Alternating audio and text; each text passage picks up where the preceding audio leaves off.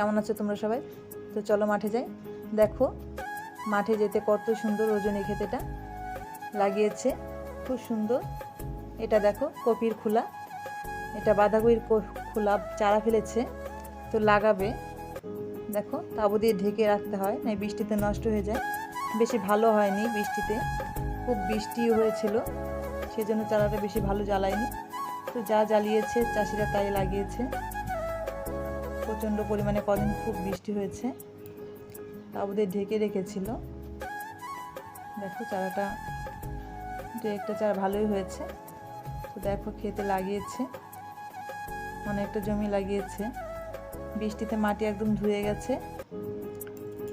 চাষিদের কি আছে জানি না, সামনে বৃষ্টি হলে তো বাঁধাকপি ভালো হয় না, আর বৃষ্টি না হলে ভালো হবে। চাষিদের অনেক রিস্কে চাষ করতে হয়, কিছু করার নেই। আমাদের মাঠটা তোমাদের বলেছি একটু দূরে, তো চলে এসেছি। দেখো এই তো আমাদের মাঠ। কয়টা বেগুন গাছ লাগিয়েছিলাম, বেগুন গাছে তো দেখো অনেকগুলো বেগুন হয়েছে, প্রায় 1-1.5 কিলো তো হয়ে গেছে। আমার রোজ খাওয়ার কাজ হয়ে যায়। তো কারকল ক্ষেতের পাশে লাগিয়েছিলাম, দেখো কত সুন্দর বেগুন হয়েছে। খুব ভালো লাগছে বেগুনটা হয়ে, কেননা আমরা নিরামিষ খাই, তো আলু বেগুনটাই আমাদের লাগে বেশি। আচ্ছা গাইস।